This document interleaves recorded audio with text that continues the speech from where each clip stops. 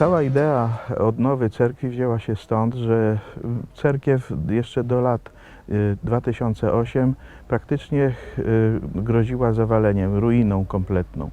A jako prezes Stowarzyszenia Przyjaciół Rymanowa-Zdroju również i ta okolice Bełcianki mieliśmy na względzie jako pewien cenny zasób kultury narodowej i powołaliśmy Komitet Odnowy, który przygotował najpierw całą dokumentację, a później do obecnego czasu wykonywaliśmy pracę. Cerkiew leży na pięknym szlaku między dwoma miejscowościami, Iwoniczem a Rymanowem-Zdrojem. Mnóstwo osób tutaj przechodzi przez przełęcz Przymiarki i napotyka na już teraz piękny zabytek architektury drewnianej, jaką jest cerkiew w Bełciance. Cerkiew w Bełciance początkowo była w tragicznym stanie. Kompletnie był zrujnowany zrąb, czyli podwaliny na podmurówce i ściany cerkwi również nadawały się praktycznie do wymiany. Oczywiście projekt konserwatorski musi zakładać taki sposób odbudowy, remontu, żeby zachować maksymalnie zasób oryginalnej substancji architektonicznej. To się udało. Zrobiliśmy w całości całą architekturę, a dodatkowo wykonaliśmy jeszcze remont ikonostasu.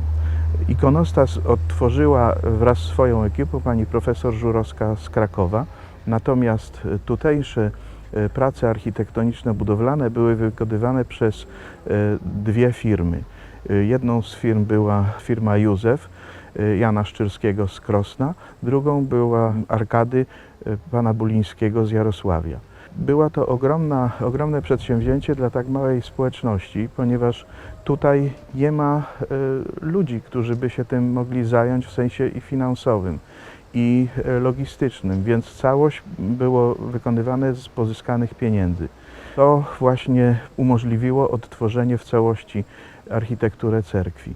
Wykonaliśmy mur, wykonaliśmy całość opierzenia zewnętrznego, wykonaliśmy wszystkie instalacje wewnętrzne, to jest antywłamaniową, przeciwpożarową, elektryczną, odgromową.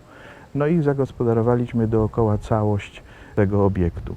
Ktoś, kto pamięta ten obiekt jeszcze sprzed kilku lat, myślę, że będzie bardzo mile zaskoczony tym, co zostanie obecnie. Jest to pewien rodzaj ciągłości czasu, miejsca, przestrzeni і історії наших теренів. Сьогоднішній день є надзвичайним днем, тому що тут у Бавчанці, біля тої прекрасної святині, заради добрих людей доброї волі, які хотіли цю святиню піднести з руїн, і це їм вдалося. Люди доброї волі, які тут вклали гроші, свою працю, також і молитву, заради чого, щоб ця святиня виглядала так, як вона сьогодні виглядає. Дуже тішимося з того, що будемо могти тут прийти, помолитися без огляду на це, хто ким є, чи римокатолик, чи греко-католик, чи людина, яка іде і подорожує, і хоче зупинитися і помолитися. Ця святиня буде відкритою для всіх, які хочуть зайти, помолитися і прославляти Бога. Без огляду на якій мові, без огляду, хто якого кольору шкіру має. Всі тут до цієї святині прекрасної в Бавчанці будуть могти заходити. Так що з моєї сторони я дуже тішу і дякую Богові всім тим людям, які тут спричинилися до того, щоб ця святиня сьогодні виглядала, як виглядає, а виглядає прекрасно. Самі це можете побачити. Дуже важливо бути тут, тому що тут відчуваєш, скільки років жило твоє покоління, яке сильно було твоє коріння. Я приїхала не одна, я приїхала зі своїми дітьми, щоб вони знали, звідки вони, для того, щоб знати, ким вони будуть. Я тут щаслива і я відчуваю дуже велику симпатію від тих людей, які тут мешкають зараз, дуже велику підтримку. І, напевно, те, що дійсно було реально між українцями і поляками, розуміння, підтримка, сприйняття. Я дякую польській стороні за можливість побувати на своїй землі. Напевно, стимулювати, шукати ще більше своє коріння і, можливо, щось зробити для свого краю, для цих місць. Я дякую вам. Моє коріння походять звідси, з Вільки. Тут жила моя прабабця. Вона є тут похована на цвинтарі. Ходила до цієї церкви, яка на даний час є відреставрована. Ходила до цієї школи. І мені дуже приємно знаходитися тут, бо це моє коріння походить звідси. І душа боліла, коли церква ця була не відреставрована. І 2 роки тому, коли я приїхав, в якому вона стані була, на даний момент, в якому стані вона є, я дуже вражений. І моя бабця розказувала, що тут жили багато лемків на Вільці, на Болотянці. І родинами зустрічалися. Коли свято було у нас у українських сім'ях, польські сім'ї не працювали, ходили в гості до наших предків, лемків, забавлялися. Коли було католицьке свято, наші українці не працювали, тобто лемки не працювали, ходили до них в гості, чи на коляду, чи на Пасху. Тобто жили в свої часи дуже дружньо.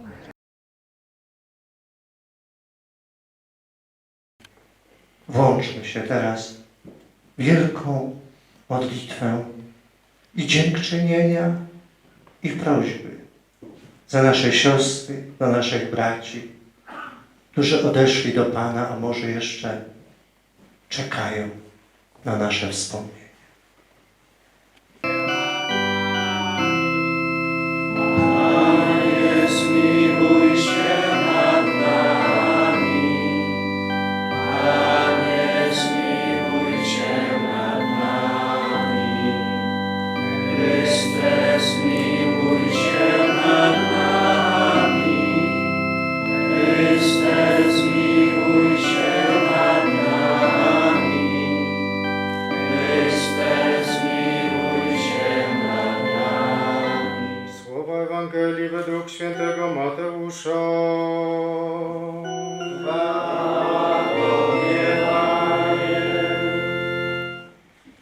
Jezus, widząc tłumy, wszedł na górę, a gdy usiadł, przystąpili do Niego Jego uczniowie. Wtedy otworzył swoje usta i nauczał ich tymi słowami. Błogosławieniu ubodzy w duchu, albowiem do nich należy Królestwo Niebieskie. Bracia kapłani, umiłowani przez Pana bracia i siostry, jak ksiądz Wiesław proboszcz wspomniał, szczególna uroczystość nas tutaj gromadzi, która nam każe przypomnieć te osoby tutaj, które żyły, pracowały, trudziły się na tej ziemi dla dobra wspólnego, dla dobra wszystkich, którzy wtedy zamieszkiwali te tereny i pozostawili po sobie głęboki ślad właśnie swojej duchowości czy swojej kultury. Za to chcemy dzisiaj Panu Bogu dziękować, bo to, co ktoś wypracowali nasi przodkowie, jest ogromnym skarbem, który przechowujemy, przede wszystkim teraz przechowujemy w naszych sercach, wspominając ich trud, zaangażowanie. Ta świątynia jest takim szczególnym znakiem tej miłości i do Pana Boga, i na pewno do drugiego człowieka. Zresztą świątynia zawsze była punktem odniesienia dla ludzi wierzących. Wspólnota, która przybywała na konkretne tereny, tak było w przypadku także Polaków, którzy emigrowali do Stanów Zjednoczonych czy gdzie indziej, to zawsze zaczynali od budowy świątyni, bo to był punkt odniesienia dla tych, którzy uświadamiali sobie, że są wszyscy dziećmi Bożymi, ale też chcieli w swoim języku przeżywać Eucharystię, spotykać się z Panem Bogiem, modlić się. I tutaj też ta świątynia jest takim znakiem właśnie miłości do Pana Boga, ze strony naszych braci Łemków, którzy tutaj pozostawili też piękny ślad. Ja do tej pory spotykam się z ludźmi, którzy są zafascynowani kulturą łemkowską, którzy bardzo wiele czerpali, czy to będą rzeźbiarze, czy inni artyści, którzy uczyli się właśnie tego, co tutaj wypracowali inni. Bo ten przekaz jest bardzo ważny. My się uczymy, przekazujemy sobie nawzajem pewne treści, przekazujemy to, co nosimy w sercu. A kultura jest także przejawem tego, co ja noszę w sercu. I potem wytwory tej kultury stają się ubogaceniem dla innych.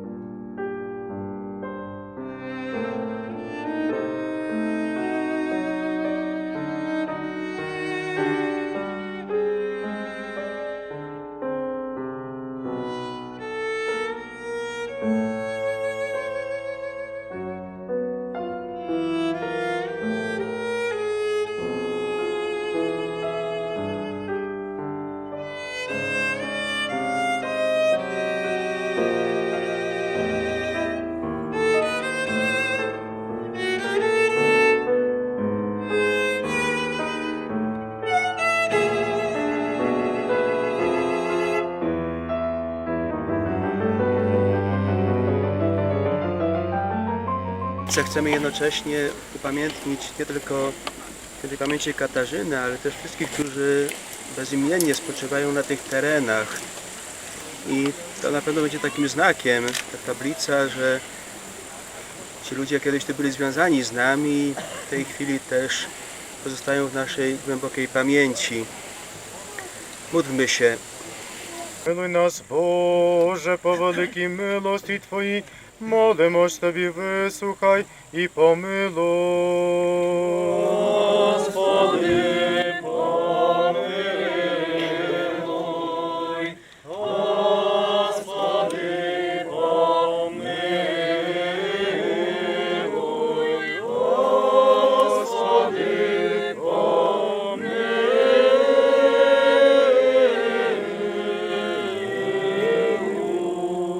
Ще молимось за упокій душі усопшої в слугині Твоєї Катерини, і щоб простилося і всяке прогрішення, вольне і невольне. Господи, помилуй. Господи, помилуй. Господи, помилуй.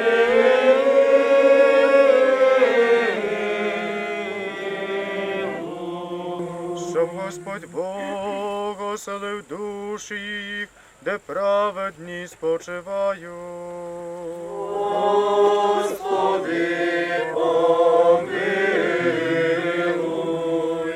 Господи, помилуй. Господи, помилуй.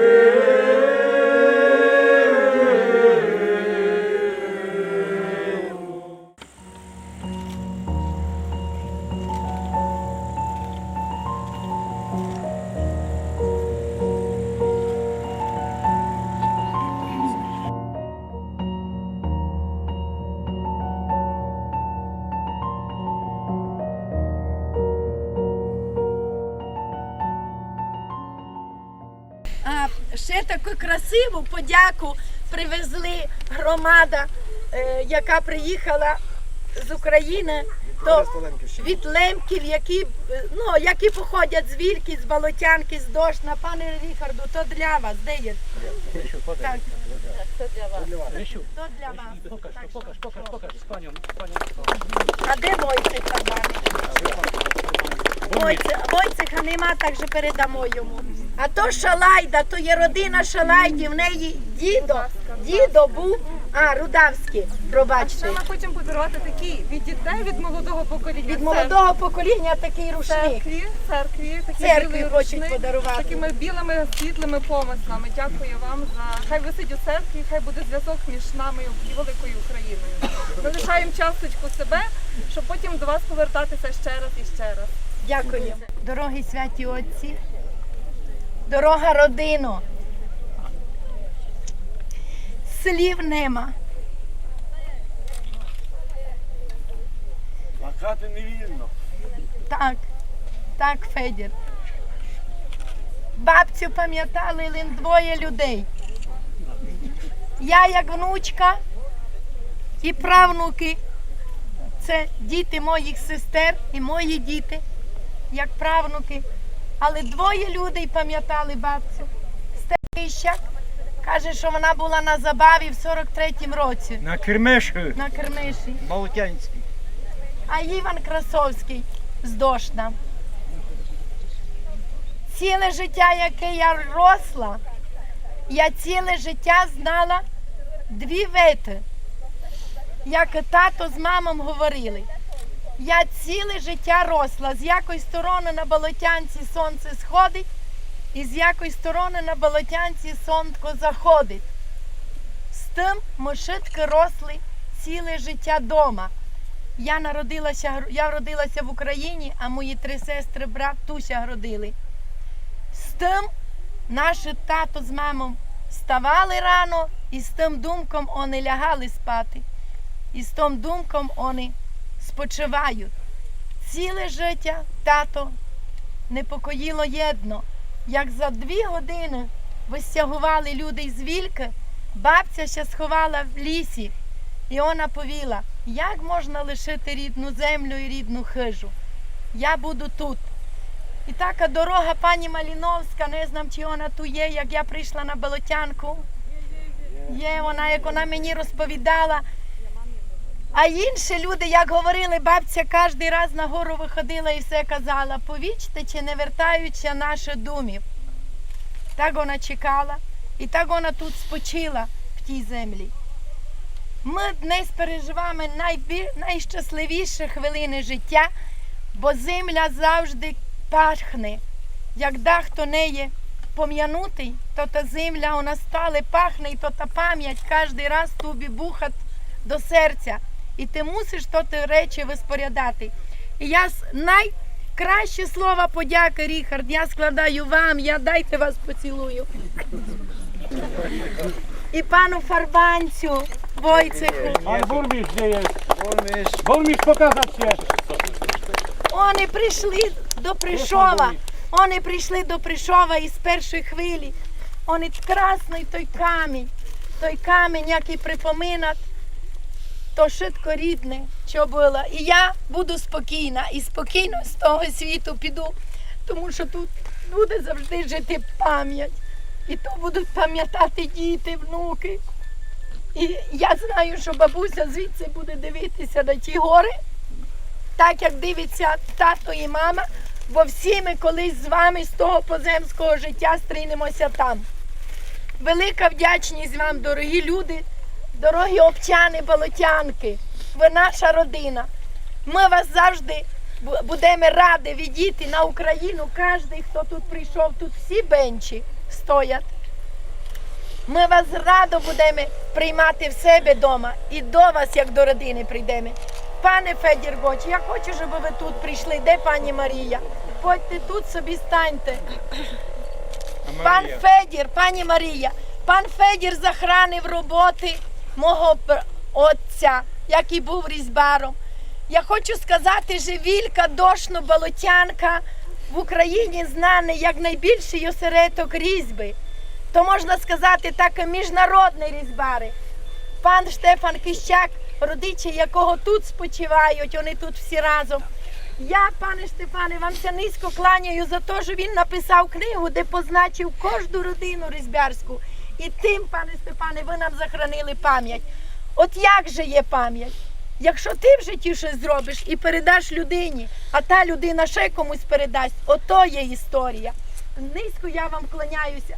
Я не впізнала пана Івана Красовського. Іване, дайте вам Боже здоров'я. Він написав книжку «Дошно є колиска мого дитинства». Бо він ту на Болотянку думав, до дівчат він приходив, пан Іван. І на Вільку, тут ж споконвіку красні дівки росли і зараз вони є. Так що, пане Іване, я завжди вас пам'ятаю. Всім вам сердечно дякую. І завжди до тої Болотянки я прийду. Я вже знаю, що тут є моя бабуся. Нехай вона тут спочиває. Та немає значення не знати, де воно було. Але тут вона є. І тут в такому красивому місті. Я сердечно дякую вам всім. Бо слів нема. Словами ніч чоловік не годен повісти, як серце плаче. Так що пробачте. Дякую вам сердечно. Жили ми тут прекрасно з поляками. В нашому селі було 5 поляків, і вони зберегли ту церкву. А сьогодні, 15 серпня, нас запросили посвячувати цю церкву. Це є подія, яку не можна пояснити. Церква відновлена. А ще я хотів сказати, що це моя рідня, а її батько, різьбар Григорій Бенч, зробив прекрасну палицю, яку оздоблену виноградами подарили президенту Картеру. А коли був Болотянь у Львові папа римський Павло II, пішов дощ. І він заспівав «Не лей дещу, не лей, бо чицю не чела». А я думаю, треба йому щось зробити так на пам'ятку від хору нашого Лемковина. Я йому зробив теж таку прекрасну палицю, йому гузар, наш блаженний гузар, завіз до Риму. Він, як то сказав, що від хору Лемковина був дуже вдоволений. Ну, нам треба дружбу з поляками, разом жити, бо то, що було, треба забути, а майбутнє – це наше майбутнє. Для чого Болотянка є така дуже важлива? Бо тут в Болотянці була велика різьбарська сім'я, в кожній хаті різьби. А чому? Бо графиня Потоцька, якій належали ці місцевості, вона створила в Риманові Здрою різьбарську шкілку, спровадила там майстрів, і ті різьбарі почали сильно різьбити. Наприклад, на Вільці такий Михайло Лорисик. Так він такі речі робив, що просто коли подивитись на ці речі його батьків, і циганів, і косарів, і так далі, і ми всі були змушені виїхати. Наша брала дому стала, віршників не гадкала, треба взяти палицю, витримати молодицю, треба взяти палицю, витримати молодицю.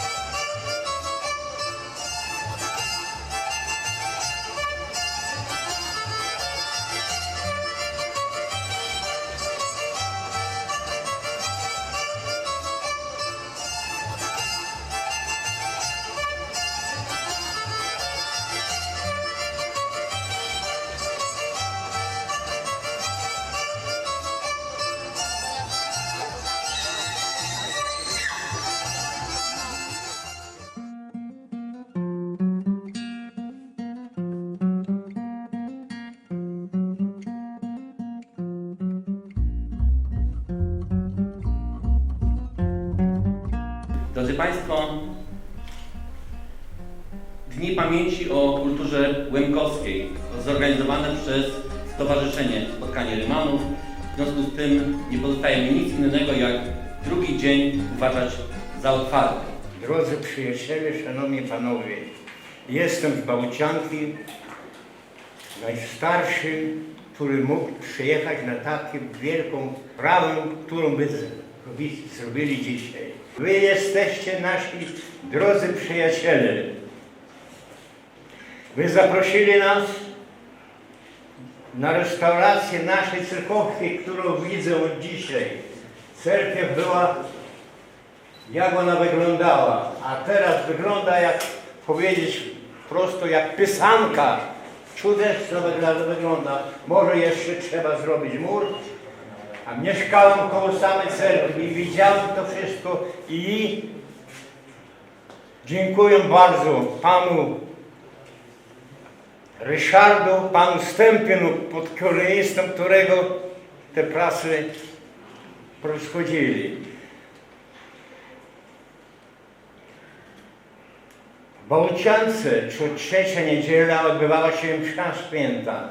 Przed wysiedleniem było ludzi w cerkwi około 250 wiernych. W 1945 roku dzięki 5 rodzinom Polaków uratowali od zniszczenia tą cerkiew. I dzisiaj my nie byliby tutaj, nie byliby widzieć naszą nową cerkiew, która wygląda cudnie. Co do pochodzenia Łemków. No do XVIII wieku my nie nazywamy ich Łemkami, a tylko Rusinami. W zeszłym roku pochowaliśmy go w krypcie biskupiej pod katedrą przemyską 22 grudnia.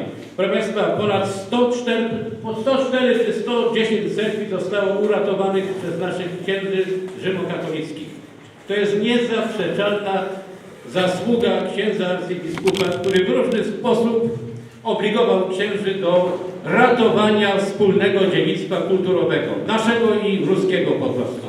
Inna cerkiew, zbudowana w stylu ukraińskim, narodowym, projekt Wasyla Nachiernego. To jest cerkiew, proszę Państwa, w Rzepniku, w Rybniku, niedaleko Krosna.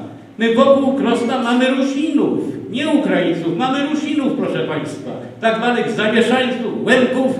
I to są nasi bracia po prostu. I te zabytki pozostały dzięki księżom rzymskokatolickim. Taka jest prawda i dzięki Polakom, bo Rusini zostali wywiezieni. To jest też, proszę Państwa, Rzepnik. Tak wygląda wyposażenie Rzepnika. Zobaczcie Państwo, jest kompletny ikonostas, piękny ikonostas, puśny, bo to są lata już 20. Ikonostas cerkwi w Rzepniku, gdzie jest cały czas Kościół rzymskokatolicki. Jakoś nie przeszkadzało to tym księżom, którzy rozumieli potrzebę zachowania wspólnego dziedzictwa kulturowego. Proszę zobaczyć.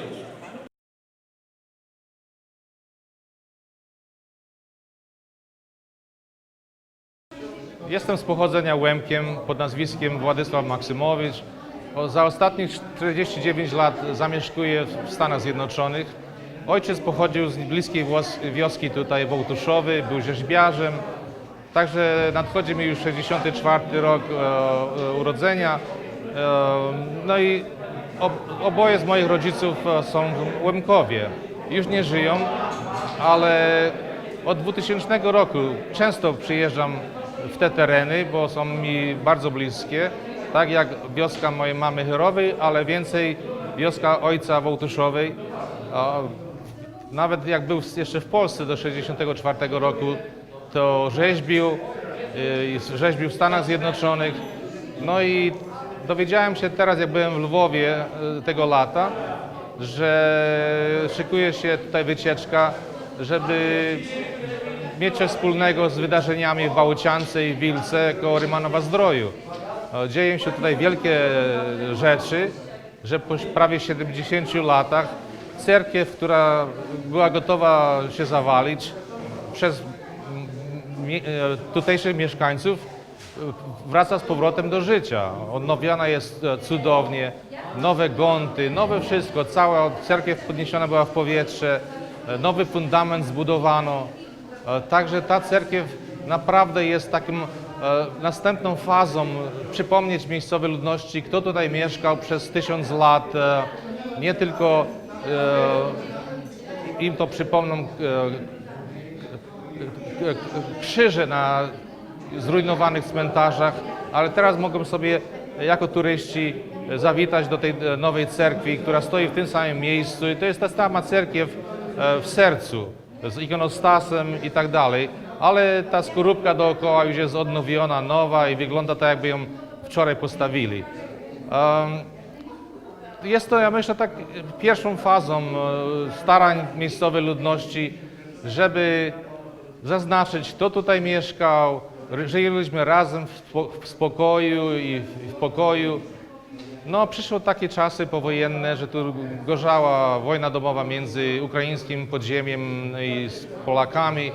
I uważam, że to, co wydarzyło się ludności łemkowskiej, która nigdy nie poniosła broń przeciwko Polakom, było wielkim bolem dla nich opuścić te tereny w ciągu tam tygodnia, czy 2, czy 3 z początku, bo to nie była akcja Wisła, kiedy miejscowych Łemków namówiono, żeby odjechać do swoich bratów na wschodzie. W 1947 roku ci, co ochotniczo nie pojechali na wschód, to pod przymusem wojskiem polskim zostali wygnani na ziemię odzyskane. No, po tylu latach widzimy, że ludzie zmądrzeli. Ja myślę, że dużo ludzi widzi, że to był grzech, co się stało i jakoś proszą o zadośćuczynienie, próbując podkreślić nowym generacjom, co tu się działo przez setki, przez stulecia. I jednym z najlepszych egzemplarzy tego, co się tutaj dzieje, to jest ta cerkiew. Ile tutaj wczoraj ludzi było? Coś 400 ludzi na przymiarce, tak, na tej górce nad Bałcianką. Piękna pierwsza watra, pojednanie, witanie gości Łemków z Ukrainy, ciepła atmosfera i tak dalej. Także naprawdę spodziewam się, że to przyciągnie turyzm światowy do Bałcianki. Tak jak wczoraj na cmentarzu spotkałem ludzi i siostra była tam taka religijnie odziana ze Stanów Zjednoczonych, której babcia pochodziła z Bałcianki. Jak coś słyszała o tym z ust drugich, to przyjechała na tą imprezę tak samo. Także dużo ludzi interesuje teraz, co się dzieje w tym regionie. Nasza Bałcianka miała 57 numerów, a między nimi było 4 polskie numery.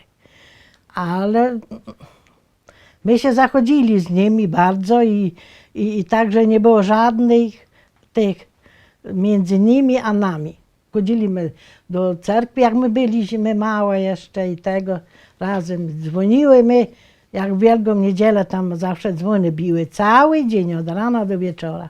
I myśmy tak samo jak i oni, jak i my razem z nimi dzwoniły, chodziły i tego. Do szkoły my z nimi chodziły i wszystko. Także my się to szanowali strasznie z nimi. A później, no to już jak wyjechali, to też my jeszcze przyjeżdżali tu i przyjeżdżają do dziś, bo Stefan przyjeżdżał. Jak my raz na zabawę, to pamiętam, my mieli taką potańcówkę i nie chcieli nas, mama tak zawsze, bo przedtem nie było tak jak dziś, nie? Było inaczej. Jak Stefan przyszedł do nas na tym, to po nas, bo zawsze po nas chodzili, oni chłopaki ruskie to chodzili, po nas zawsze taty się pytali, czy możemy iść i my szły, razem my się bawili, tańczyli my razem.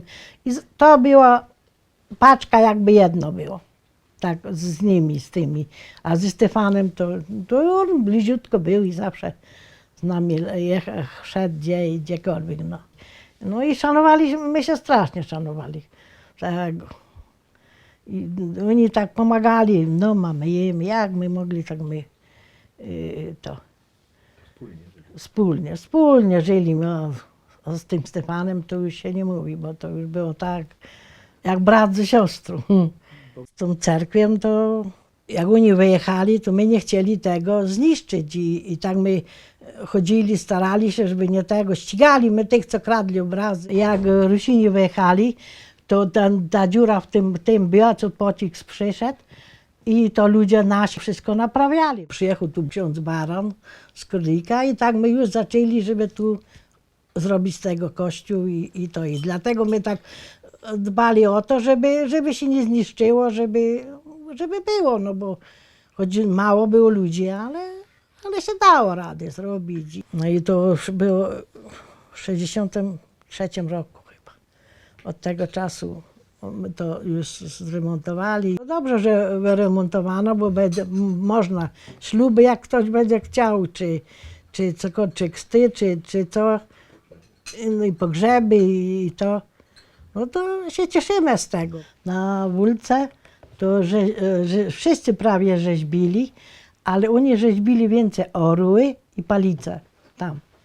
A u nas to więcej te talerze takie rzeźbili nasi. Tu Rusini niby to, ale tam na Wólce tylko orły i palice. Bo takich tego, a u nas tu Stefana ojciec Iwan. No. Tu on chyba najpierw zaczął rzeźbę tu u nas na Bałciance. Później się od niego wszyscy ponauczali, także on porządnie rzeźbił, naprawdę porządnie, także wartało. On z tym rzeźbą jeździł do Krynicy i Krynicy sprzedawał. I dlatego Stefan się uczył w Krynicy, bo tam miał znajomości i tam się wykształcił, można powiedzieć, i później co wyjechali stąd, to w Lwowie tam jest profesorem. Na tym zdjęciu to są sami z Wólki, z Bałcianki nie ma nikogo. Ja tu nie widzę z Bałcianki. I pocisk tu przyszedł. To wszystko było wydarte, to było, to na skroś było się widać, dama szlachetna to. Tak, przeszczelona była. No to właśnie ten dom to jest Kiszczaka. I to tak było, no teraz tu jest nierówno, tu jest cerkiew, tu szkoła. Tu to, tylko to jeszcze ten dom, co okien nie było, ja dopiero postawił chyba. No, oni mieli gdzie indziej dom, ale później to budowali i tak stoi to.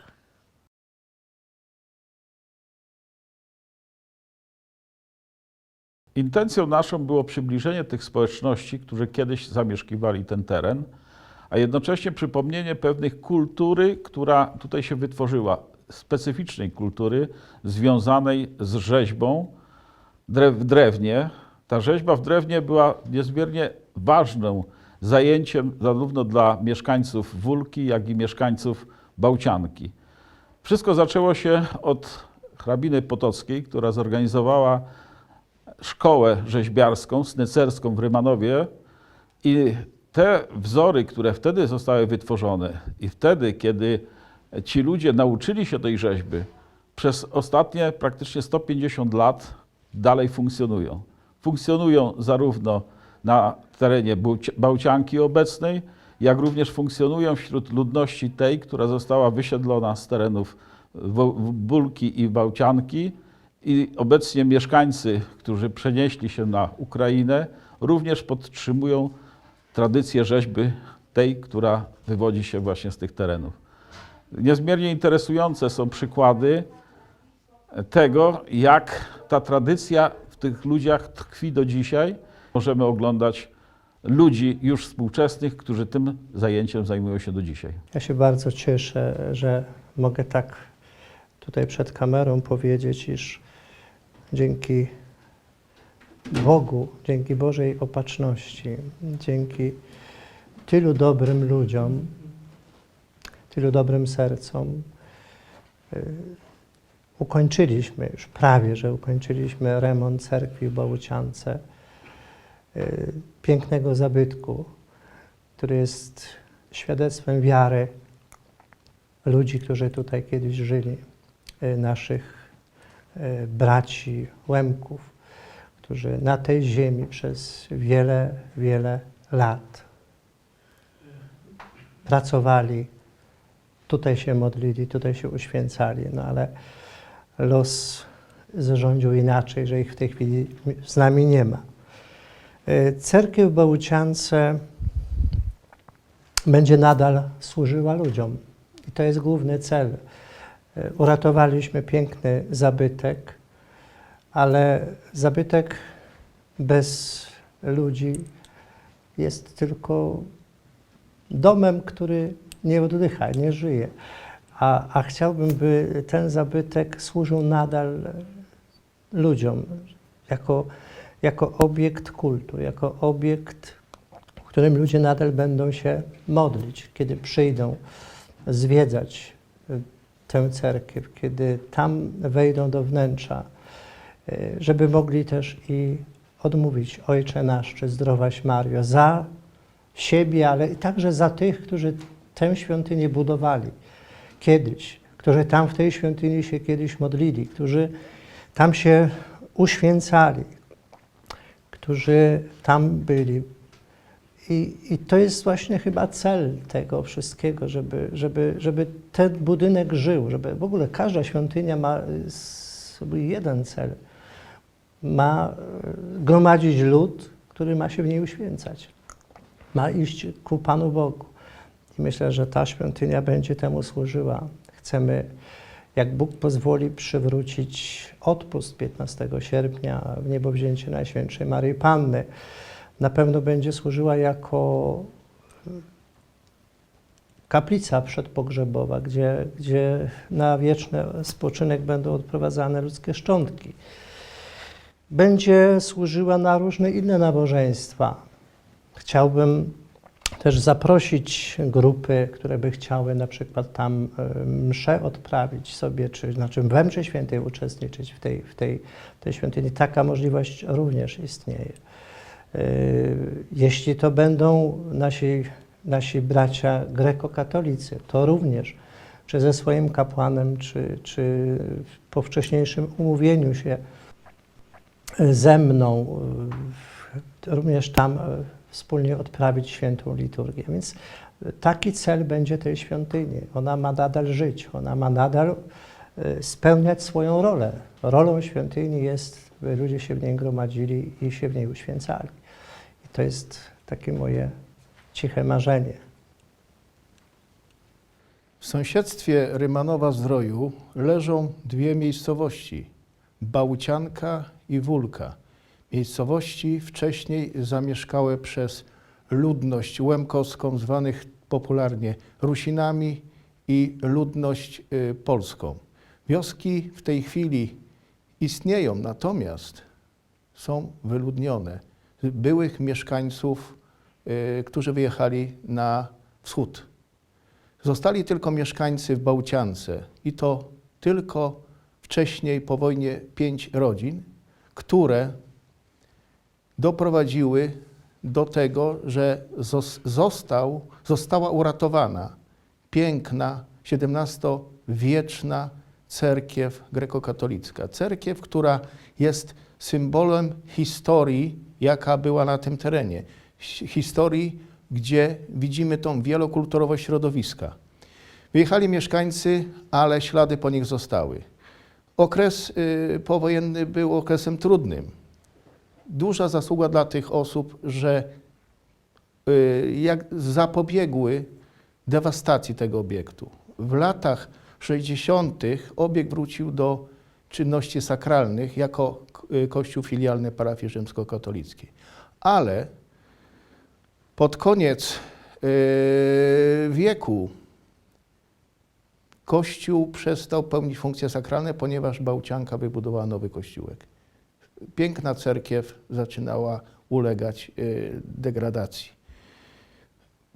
Zdarzył się przykry wypadek. W 2008 roku zginęły 2 cenne ikony.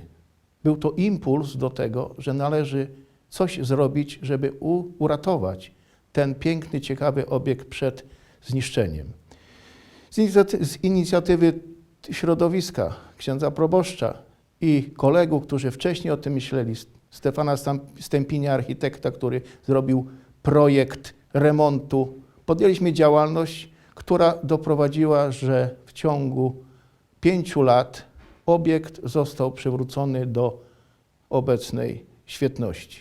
Przywrócenie świątyni do czynności sakralnych po zakończeniu etapu głównego remontu i renowacji wnętrza było okazją do zaproszenia byłych mieszkańców wsi Wólki i Bałcianki, którzy wyjechali w latach 40., a konkretnie w 1945 roku na Ukrainę, była okazją do przyjazdu ich na tereny swojej byłej ojczyzny.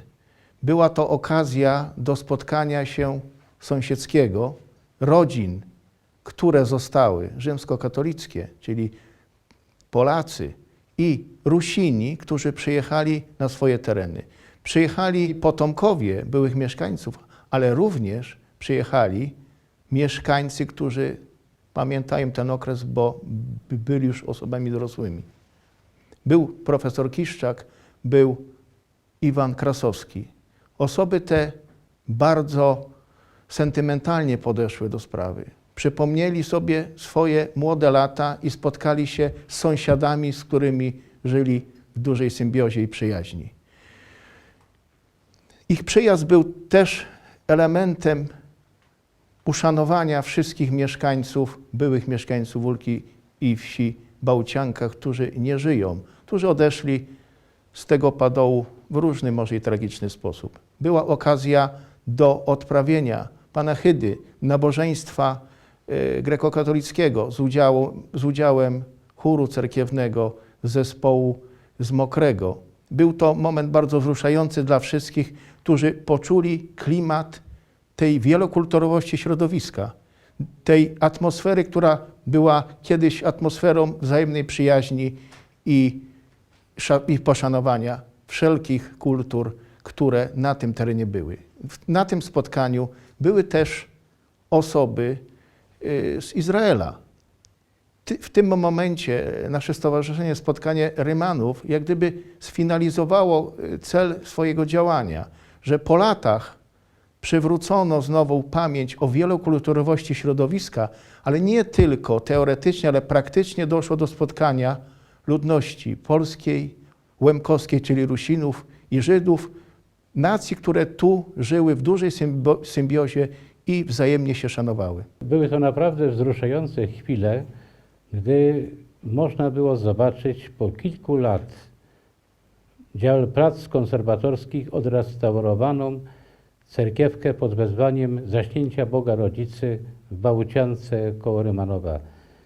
Wielokrotnie już wcześniej jeździłem do Bałcianki, wykonując obowiązki konserwatorskie w poprzednich latach, a bliżej byłem związany od roku 2008, kiedy na polecenie Komendy Wojewódzkiej Policji w Rzeszowie jako biegły sądowy wykonywałem ekspertyzy dotyczące 2 cennych skradzionych tam ikon. Chodzi o Matki Boskie pochodzące z XVII i XVIII wieku. Jakoś od tego czasu prawie że na co dzień byłem związany właśnie z tym cennym zabytkiem architektury sakralnej. Ja mówię bardzo cennym nawet, ponieważ cerkiew pochodzi z XVII wieku.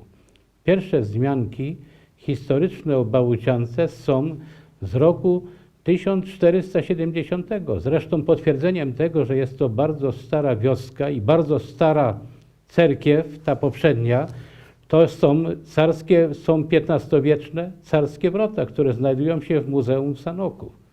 Świadczy to o tym, że w miejscu, gdzie stoi obecna cerkiewka, ta XVII-wieczna, już w XV wieku musiała być świątynia, jeszcze wtedy prawosławna.